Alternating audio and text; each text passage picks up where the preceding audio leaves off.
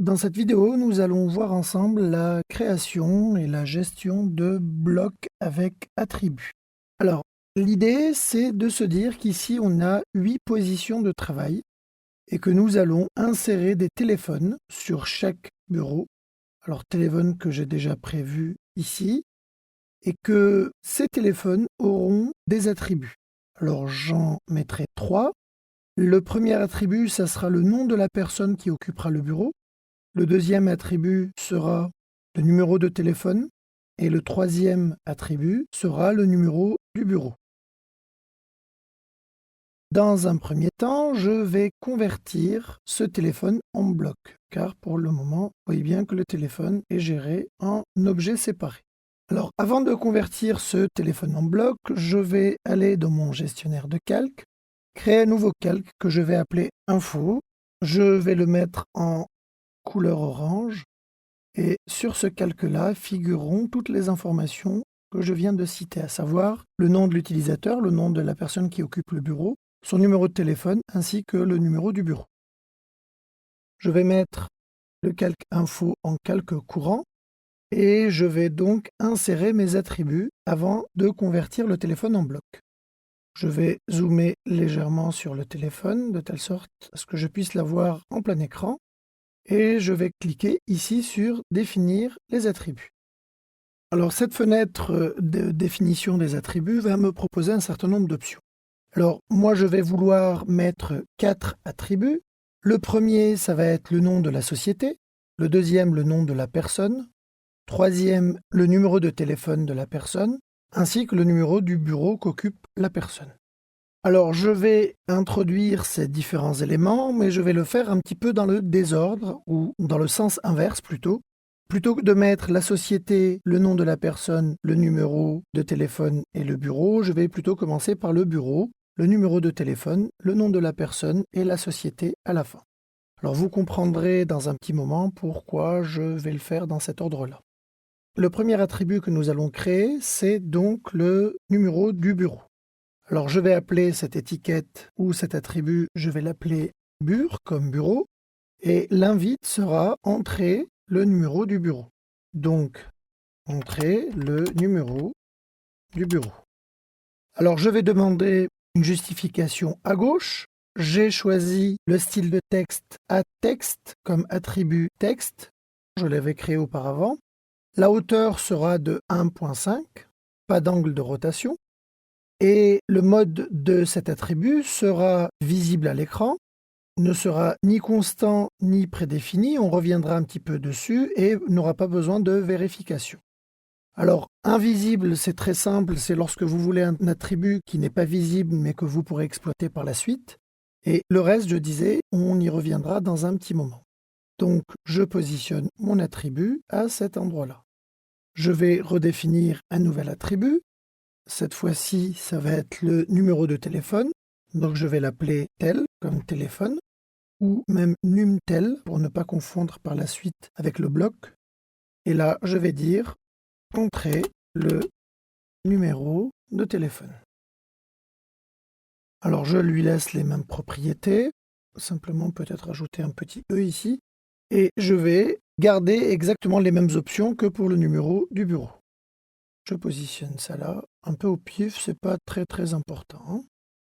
J'en refais un nouveau, qui sera le nom de la personne. Donc là, je vais l'appeler personne, pers, et là, c'est entrer le nom. Et là aussi, je garde les mêmes options, je ne change rien pour la personne. Et dernier attribut, là, il va y avoir une petite variante, ça sera société. Je ne vais pas faire d'invitation pour la simple raison que cet attribut sera constant. Donc vous voyez que l'invite disparaît dès que vous dites que l'attribut est constant.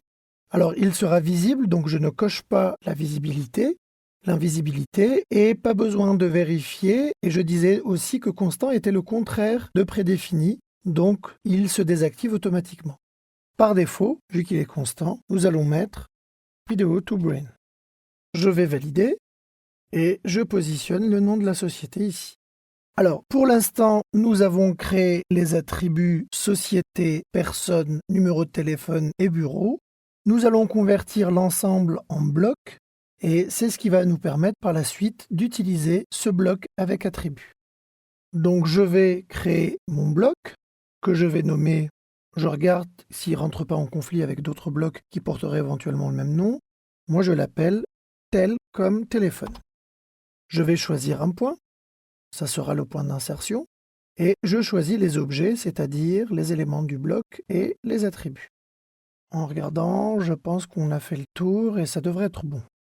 Je valide, et vous voyez que là, automatiquement, j'ai l'éditeur d'attributs qui s'ouvre automatiquement. Vous remarquerez aussi que la première question qui nous est posée, donc la première invitation, c'est entrer le nom. Rappelez-vous, j'avais dit qu'on allait le faire un peu dans l'ordre inverse, à savoir bureau, numéro de téléphone et personne. Alors on l'a fait pour la simple raison que le dernier attribut que vous allez créer viendra se positionner en premier. Donc vous avez tout intérêt à commencer par le dernier en gros. Donc là, le nom que je vais rentrer, je vais donc choisir le nom d'un formateur Video2Brain, ça va être Tony. Rentrer son numéro de téléphone, 01, 02, 03, 04 et 05. Et le numéro du bureau qu'il occupera, ça sera le 0, le 101 par exemple. Donc je vais dire OK. Et voici donc le résultat, à savoir qu'on a effectivement inséré le téléphone, mais avec un certain nombre d'attributs à côté. Alors, on va voir l'utilisation concrète de ce bloc avec attributs, puisque nous allons lui faire une rotation de moins 90 en sens trigonométrique, et nous allons le déplacer pour le positionner. Ça va être le premier téléphone, et on va lui attribuer ce bureau. Alors, par la suite, on va importer de nouveaux téléphones pour les autres bureaux où il y aura d'autres occupants. Je vais donc importer les autres téléphones des autres occupants. Je refais insertion. Je vais simplement demander à ce que la rotation soit spécifiée à l'écran. J'importe donc mon téléphone ici et ma rotation sera de moins 90. Vous remarquerez qu'AutoCAD me pose la question de savoir quel est le nom de la personne. Là aussi, je vais prendre le nom d'un formateur Video2Brain. Je vais valider. Il me demande d'entrer son numéro de téléphone. 02. Je vais peut-être séparer ça par des espaces. Voilà, je valide. Et enfin, le numéro du bureau. Et on va dire que c'est le bureau 102. Toutes les informations apparaissent ici. Alors, je peux continuer comme ça sur tous les bureaux. Il y en a 8.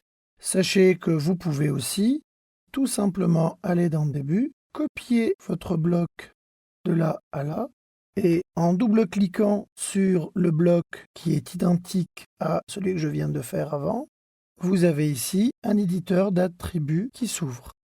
Donc en cliquant ici, vous avez le nom de la personne que je vais changer. Alors là, c'est pas compliqué, ça va être moi. Ici, on va changer le numéro de téléphone, on va changer, tiens, les 4 derniers chiffres. 09 07, vous essayerez de m'appeler, je pense pas que ça marche.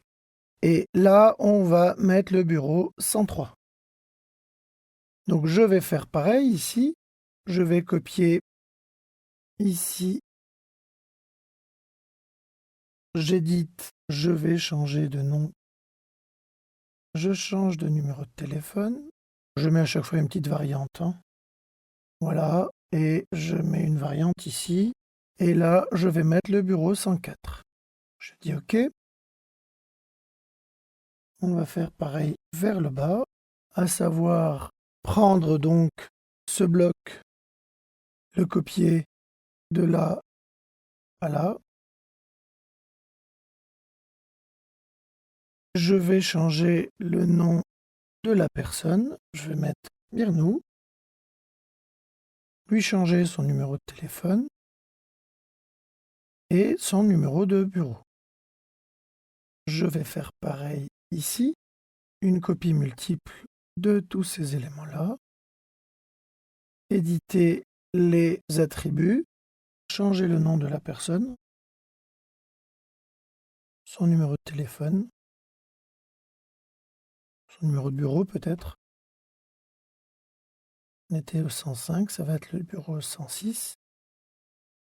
Alors évidemment, c'est le genre de choses que vous êtes obligé de faire, ça ne peut pas être automatique. Voilà. le numéro ici du bureau 107. Et enfin, le dernier, ça va être Stéphane. On va aussi lui changer son numéro de téléphone et son numéro de bureau. Je dis OK. Et là, donc, vous venez de créer ou vous venez de voir comment on peut créer des blocs avec gestion d'attributs. Nous allons voir dans la vidéo suivante comment extraire ces attributs vers un tableau Excel et comment exploiter ces données donc sur un tableau Excel ou une base de données type Access. Donc je vous dis à tout de suite sur la prochaine vidéo.